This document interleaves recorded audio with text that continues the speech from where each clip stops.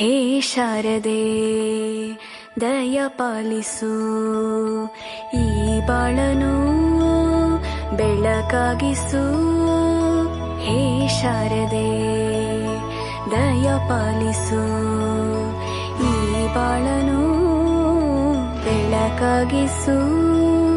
ನಾಳೆಗಳ ದಾರಿಯಲೇ ನಂಬಿಕೆಯ ನೆಲೆಯಾಗಿರಿಸು, ಮುನ್ನಡೆಸು. ಕೈ ಹಿಡಿದು ನಾವಾಡೋ ಪದ ಪದದಲ್ಲೂ ಸಂಚರಿಸು.